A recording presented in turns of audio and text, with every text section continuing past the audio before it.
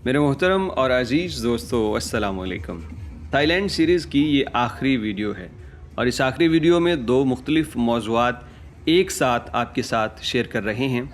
और ये आखिरी वीडियो बहुत ही अहम है क्योंकि मैंने थाईलैंड सफ़र में जो महसूस किया और चाहता था कि आपसे वो बातें कर सकूं, तो मैंने सोचा कि वो आखिर पे रखूंगा। इसके बाद मलेशिया का सफ़र शुरू होने वाला है।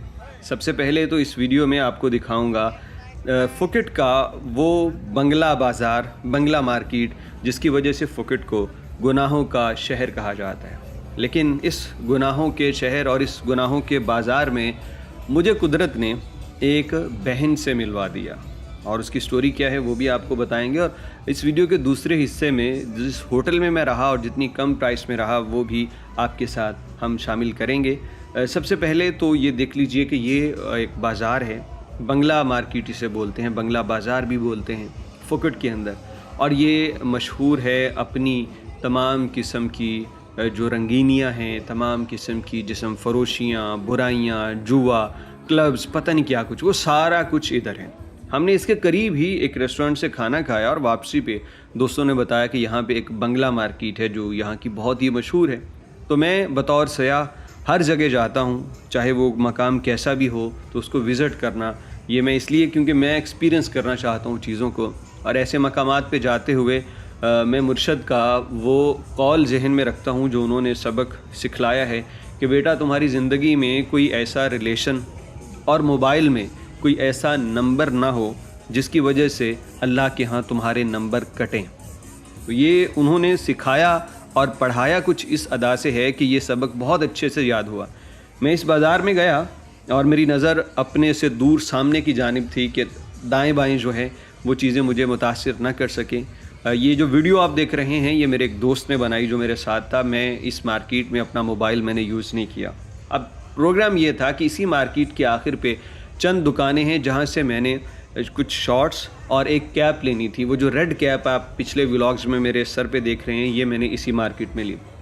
इस मार्केट से मैं गुज़रता रहा, ख़वातीन जो हैं वो आवाज़ें लगा रही हैं, हत्ता कि एक दो जगहों पे तो उन्होंने हाथ से पकड़ के खींचने की कोशिश की, जिसको मैंने यूं दोनों हाथों को जोड़ के जैसे माफ़ी मांगते हैं इस तरह करके और उनसे माफ़ी मांगी और वहाँ से आगे चला गया।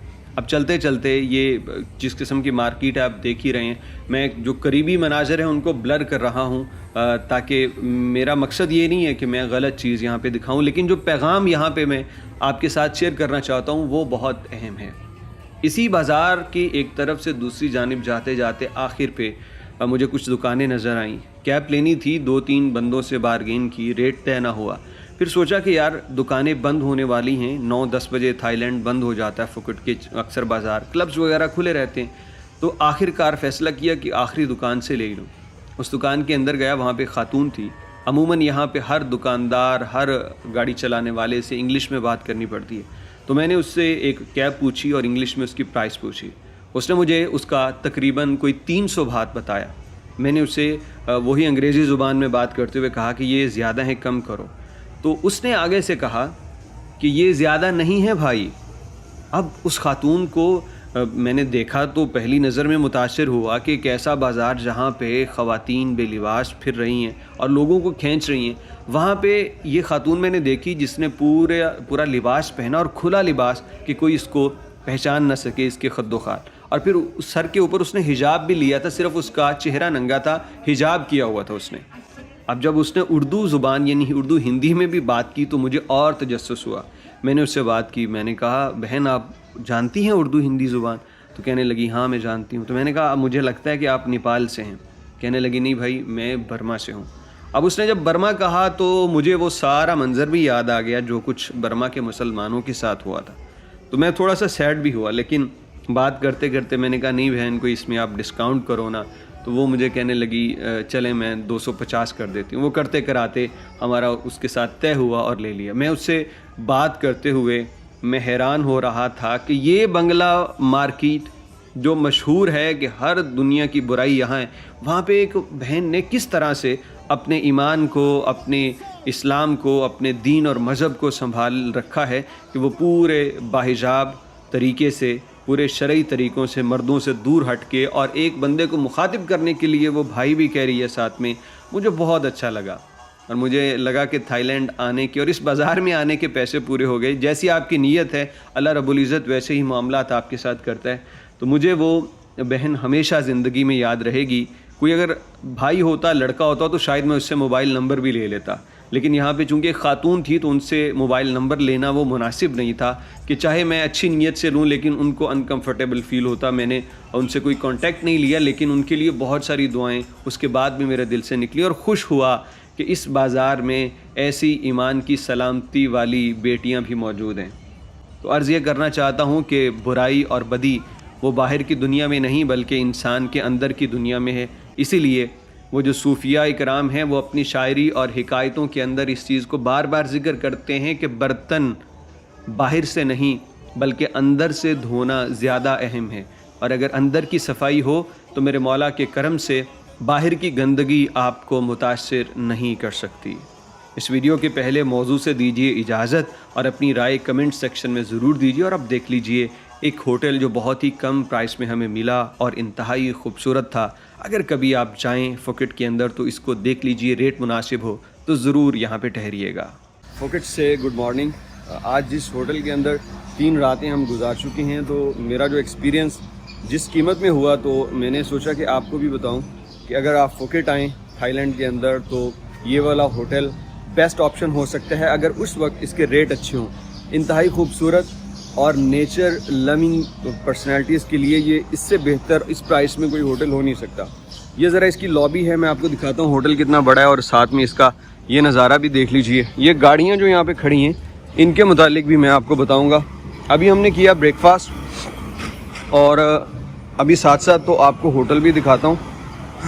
بفیٹ یہاں پہ بریک فاسٹ ہے, مطلب اتنی آئٹمز ہیں کہ اگر آپ ایک ایک بھی ٹرائی کریں تو آپ ساری نہیں کھا سکتے. تو یہ یہاں پہ لوگ بیٹھے بریک فاسٹ کر رہے ہیں. یہ پورا ایریا جو ہے بہت بڑا ہے, یہ سارا بریک فاسٹ کے لیے. تو اس کے بعد آگے چلتے ہیں. یہ یہاں سے ہوٹل سٹارٹ ہو جاتا ہے. اس کا ایک اپارٹمنٹ اس طرف ہے, آپ اس کی ذرا گرینری چیک کیجئے.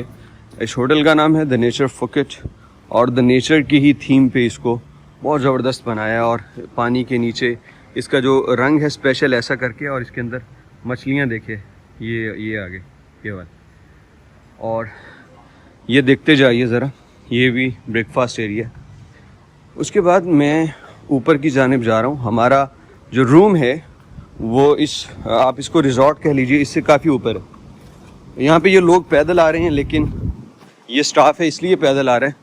جو یہاں پہ رہتے ہیں ان کے لیے وہ نیچے جو گاڑیاں آپ کو دکھائی ہیں وہ یوز ہوتی ہیں اور ان گاڑیوں کے ذریعے وہ اوپر کی جانب ٹریول کرتے ہیں. لگیج آپ کے روم میں شفٹ کرنا ہو یا اوپر سے نیچے آنا ہو تو وہ جو الیکٹرک کارز ہیں وہ اس کے لیے ہیلپ فل ہوتی ہیں. یہ ایک سین دیکھیے میرے دوستوں,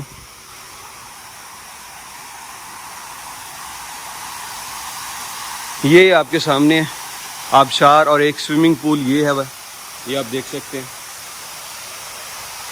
یہ والا ایک ایریا ہے اور اس کے ساتھ یہ بچوں کے لیے یہ پلے ایریا بھی ہے. وہ اس طرف بچوں کے لیے سوئمنگ پول بنا ہوا ہے. اور یہ بھی ایریا پورے ادھر بھی اپارٹمنٹس ہیں, رومز ہیں. اور اس کے بعد ہم آگے چلیں گے کیونکہ یہ صرف ایک حصہ ہے. ہوٹل نیچر کو پسند کرنے والوں کے لیے تو بہت ہی شاندار ہے. آپ اندازہ کریں کہ یہ کوئی ایسے قدرت سے محبت کرنے والے ہیں کہ ان کے سوئمنگ پولز کے اندر بھی درخت لگے ہوئے ہیں. تو یہ آپ دیکھ سکتے ہیں, کوئی عام درخت نہیں لگا رکھے, کوئی عام پودے نہیں, بڑے ہی اسپیشل قسم کے اتنے بڑے بڑے ان کے پتے ہیں. یہاں پہ ہم رکے تھے اس جگہ اور پھر یہاں سے آگے پیدل اپنے روم کی جانب جاتا ہوں. ایک یہ سیکشن ہے اور ایک یہ بلڈنگ 8 یہ ہے. ہم بلڈنگ 9 میں ہے جو اس طرف. تو یہاں یہ نظارہ بھی دیکھ لیجئے. یہاں تصویریں لوگ بناتے ہیں بہت ہی کمال قسم کی. رات کو بارش ہوئی تھی اس لیے نیچے آپ کو گیلا نظر آ رہا ہوگا. تو یہ ہے جی سوئمنگ پول میں, وہ اس طرف سے ہم شروع کرتے تھے اور یہ آتے آتے یہاں سے بھی آگے چلے جاتے تھے. یہ तो देखिए कितना बड़ा स्विमिंग पूल का एरिया इन्होंने मुख्तस कर रखा है। अगर आपने रूम लिया है तो रूम से निकलिए और इधर स्विमिंग पूल में आ जाइए। अब मैं आपको ये दिखाता हूँ। इसके लिए आपको रूम के दरवाजे से बाहर नहीं जाना पड़ेगा, बल्कि रूम के अंदर बैठे ही बैक साइड पे आपका जो व्यू है वहाँ वो आपको ले जाता है स्विमिंग पूल में। तो ये हम आ गए बिल्डिंग 9 के अंदर। ये ज़रा देखिए, इस तरफ भी अपार्टमेंट्स हैं। और जो चीज़ मैं आपको दिखाना चाह रहा हूँ, हमने ऑर्डर किया था किंग रूम। हमें क्वीन रूम मिल गया, लेकिन किंग रूम ही है, लेकिन उसमें एक एक्स्ट्रा बेड भी हमें मिल गया। अब मैं इसको पंच करता हूँ इधर ताकि लाइट आ जाए। ओके जी, सॉरी फॉर दिस के अभी जो है वो हमने हर चीज़ क्लियर नहीं की। तो ये आप देख सकते हैं वॉशरूम, हाँ ये बंद हो जाता है, ऐसे वैसे खुला नहीं रहता। अगर आप 2 पर्सनस हैं तो ये हो जाता है, ठीक है।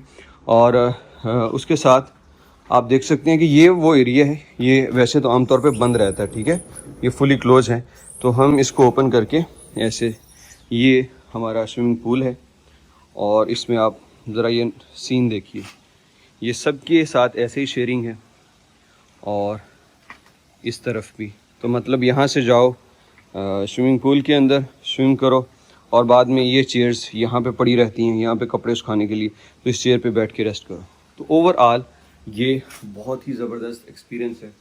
मैं आपको बता रहा था प्राइस का, तो ये तकरीबन हमें कोई 11-12 हज़ार रुपये पाकिस्तानी पर नाइट का हमने पे किया। तो 2 बंदे तो अब 6,000 पर नाइट हो गया। अब मुझे बताइए कि 10-10 हज़ार रुपये में भी इस तरह की रिहाइश नहीं मिलती। ये डिपेंड करता है आप पसंद क्या करते हैं। अगर आप सिटी एरिया को पसंद करते हैं, आप कहते हैं कि इंफ्रास्ट्रक्चर हो, आर्टिफिशियल चीज़ों को पसंद करते हैं, तो ये जगह आपके लिए नहीं है।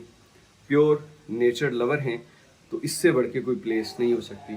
सर्च कर लीजिएगा, हमें तो यही मिली और वो हमने ले ली। The Nature Phuket resort in Phuket. आप इसको सर्च करेंगे गूगल मैप पे या booking.com पे भी, तो ये आपको इजीली मिल जाएगा। और ये इस वक्त के रेट है, हो सकता है जब आप बुक करें तब जो टूरिज़्म है वो पीक पे हो और ये रेट ज़्यादा हो। लेकिन देख लीजिए, अगर आपका बजट बनता है तो कम से कम एक रात तो यहाँ पे ज़रूर गुजारिए।